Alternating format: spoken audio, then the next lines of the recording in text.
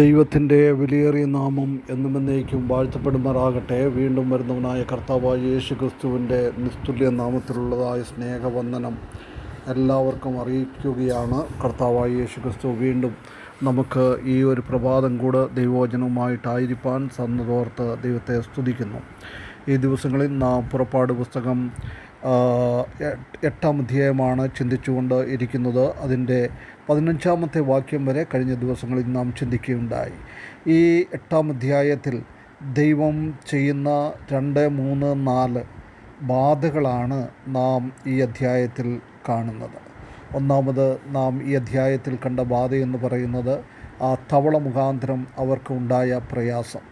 ഇന്ന് നമുക്ക് 16 മുതൽ താഴോട്ടുള്ള വാക്യങ്ങൾ നാം വായിക്കുമ്പോൾ 19 വരെയുള്ള വാക്യങ്ങളിൽ നാം വായിക്കുന്നത് പേനെ കൊണ്ടുള്ളതായ ആ ശല്യം മിസ്രയീമിൽ മോശ മുഖാന്തരം വലിയവനായ ദൈവം നൽകുന്നതാണ് കാണുന്നത്. ഇത് 3-ാമത്തെ ബാധയാണ്, അതായത് പേൻ. God tells Moses to initiate the plague of lice. വലിയവനായ ദൈവം മോശയെ ഉദ്ബോധിപ്പിക്കുകയാണ് ആ പേൻ എന്ന് പറയുന്ന ബാധ ഈ ഭൂമിയിൽ ഉണ്ടാകുവാൻ. നമുക്ക് ആ ഭാഗം ഒന്ന് വായിക്കാം. പുറപ്പാട് പുസ്തകം 8-ാം അധ്യായം 16-17 വാക്യങ്ങൾ. അപ്പോൾ യഹോവ മോശയോട്, നിൻ്റെ വടി നീട്ടി നിലത്തിലെ പൊടിയെ അടിക്കുക എന്ന് അഹരോനോട് പറക, അത് മിസ്രയീം ദേശത്ത് എല്ലായിടവും പേനായി തീരും എന്ന് കൽപ്പിച്ചു.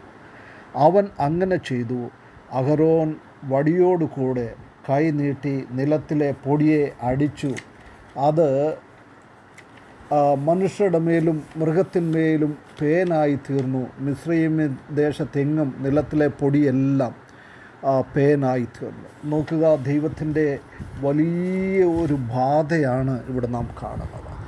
മിസ്രയീമിലുള്ള എല്ലാ പൊടിമേലും അടിക്കുക, ആ പൊടിയെല്ലാം പേനായി തീരും.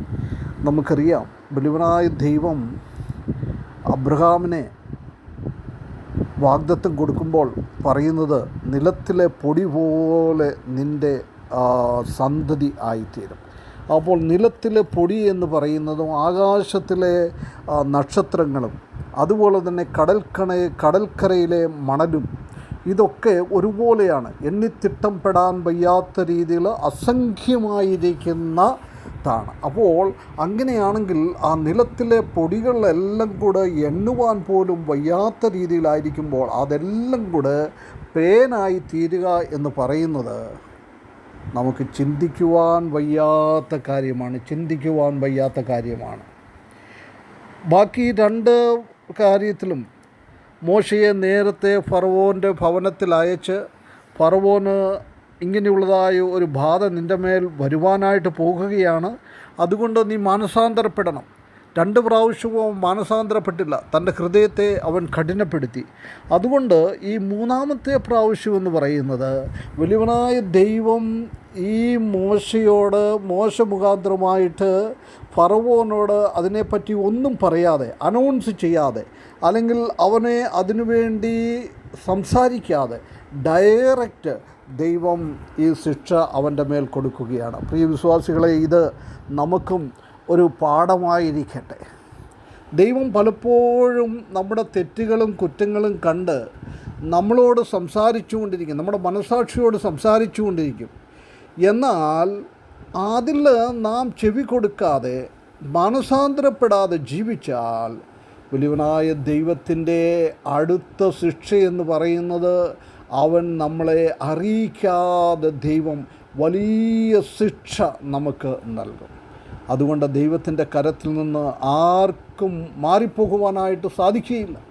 അതുകൊണ്ട് നാം വളരെ ചിന്തയോടുകൂടെ കർത്താവ് നമുക്ക് മാനസാന്തരപ്പെടുവാൻ പറയുന്നതായ സമയങ്ങളിൽ നാം മാനസാന്തരപ്പെട്ട് ജീവിക്കണം എന്നുള്ള ഒരു പാഠം കൂടെ ഈ ഭാഗത്തു നിന്ന് നമുക്ക് ലഭിക്കുകയാണ് ചെയ്യുന്നത്. നാം പലപ്പോഴും വിചാരിക്കും, ദൈവം ഇങ്ങനെ കരുണ കാണിക്കാതെ എന്താണ് ഇങ്ങനെ കാര്യങ്ങൾ ചെയ്യുന്നതെന്ന്. എന്നാൽ നമുക്കറിയാം, വളരെ വളരെ ഫെയറായിട്ടിരിക്കുന്നവർ ഒരിക്കലും കരുണ കാണിക്കാതെ ഇരിക്കുന്നവരായിരിക്കില്ല. അവർ വീണ്ടും വീണ്ടും കരുണ നൽകിക്കൊണ്ട് ഇരിക്കുന്നവരാണ്. എന്നാൽ ആ ദൈവത്തിൻ്റെ കരുണയ്ക്ക് നാം വേണ്ടുന്നതായ പ്രാധാന്യം കൊടുക്കാതെ വരുമ്പോൾ അത് നമുക്കൊരു ഭാരമായി തീരും. ഈ 16-17 വാക്യത്തിൽ നാം കാണുന്നത്, with an unrepentant heart God's judgement will come without warning. നാം നമ്മുടെ ഹൃദയത്തിന് പശ്ചാത്താപം കൊടുക്കാതെ ഹൃദയത്തെ കഠിനപ്പെടുത്തി കഴിഞ്ഞാൽ വലിയവനായ ദൈവം പറയാതെ, നമ്മളോട് മുന്നറിയിപ്പ് നൽകാതെ ദൈവത്തിൻ്റെ ആ ശിക്ഷ, ദൈവത്തിൻ്റെ ന്യായവിധി നമ്മളുടെ മേൽ വരും എന്ന് നമ്മളെ വളരെ വ്യക്തമായിട്ട് ഇവിടെ കാണുകയാണ്. ഫറവോൻ അവൻ്റെ ഹൃദയത്തെ കഠിനപ്പെടുത്തി. അതുകൊണ്ട് മൂന്നാമതായിട്ട് വന്ന ഈ പേൻ്റെ, ഈ ഇൻസെക്റ്റിൻ്റെ ആ ദുരിതമെന്ന് പറയുന്നത് അവനെ അറിയിക്കാതെ അവൻ്റെ മേൽ വരികയായിരുന്നു ചെയ്തത്. ഇതാണ് നമുക്ക് ഈ ഭാഗത്ത് നിന്ന് കാണുവാനായിട്ട് സാധിക്കുന്നത്. മാത്രമല്ല, with an unrepentant heart God's punishments may come without warning. ദൈവത്തിൻ്റെ ആ ശിക്ഷ നമ്മുടെ മേൽ വരും, അവൻ അറിയിക്കാതെ തന്നെ. ആ രണ്ട് കാര്യങ്ങളും അറിയിച്ചുകൊണ്ട് വന്നു. എന്നാൽ ഈ ശിക്ഷയെന്ന് പറയുന്നത് അറിയിക്കാതെ ദൈവത്തിൻ്റെ ഉഗ്രകോപം അവരുടെ മേൽ വരികയായിരുന്നു ചെയ്തത്. വീണ്ടും നമുക്ക് കാണുവാനായിട്ട് സാധിക്കുന്നത്, God's attackment on the Egyptian system of worship. Egypt മിസ്രൈമ്യരുടെ ആരാധനാ സിസ്റ്റത്തെ ബാധിക്കുന്നതായിരുന്നു ഈ ബാധയെന്ന് പറയുന്നത്. കാരണം ഈ പേൻ അല്ലെങ്കിൽ ഈ ഇൻസെക്റ്റ് അത് ആ ദേശത്തിലുള്ള എല്ലാവരെയും അറ്റാക്ക് ചെയ്തു. അത് മിസ്രൈമിലെ മരുഭൂമിയിലുള്ളതായ ദേവീദേവന്മാരെയും അറ്റാക്ക് ചെയ്യുന്നത് നമുക്ക് കാണുവാനായിട്ട് സാധിക്കും.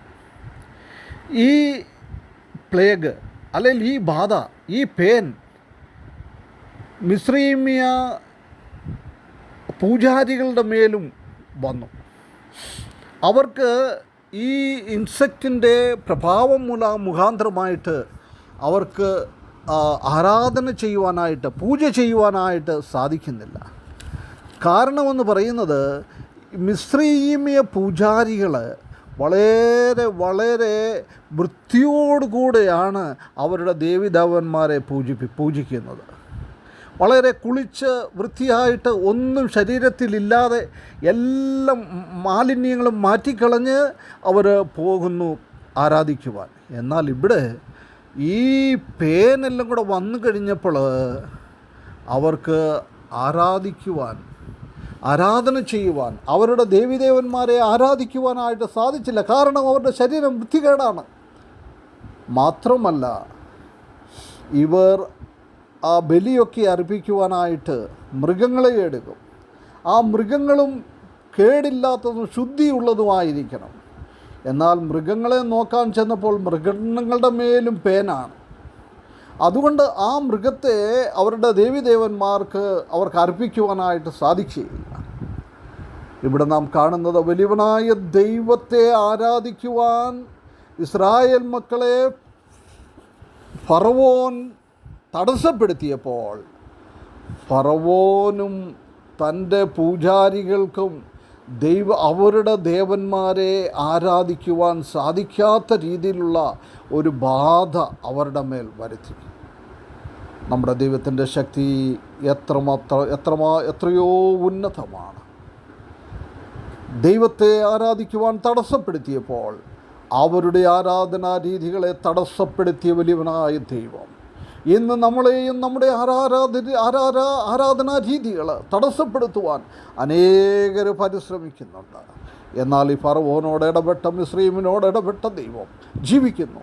ആ ദൈവത്തിൽ നമുക്ക് ആശ്രയിച്ചുകൊണ്ട് മുൻപോട്ട് പോകുവാൻ ദൈവം നമ്മെ ആ പിന്മാറ്റത്തിൻ്റെ അനുഭവത്തിന് വേണ്ടി സമയങ്ങൾ തരുമ്പോൾ അതിന് കാതു കൊടുക്കാതെ നാം പോയി കഴിഞ്ഞാൽ യാതൊരു രീതിയിലുള്ളതായ മുന്നറിയിപ്പുമില്ലാതെ ദൈവത്തിൻ്റെ ആ ശിക്ഷകൾ നമ്മുടെ മേൽ വരും എന്നും ഓർത്തുകൊണ്ട് വിശുദ്ധിയോടുകൂടെ നമ്മുടെ ജീവിതം നയിപ്പാൻ വലിയവനായ ദൈവം ഈ വാക്കുകൾ മുഖാന്തരം നമ്മെ സഹായിക്കട്ടെ. അവൻ്റെ വിലയേറിയ നാമം എന്നും എന്നേക്കും വാഴ്ത്തപ്പെടുമാറാകട്ടെ. ആമേൻ.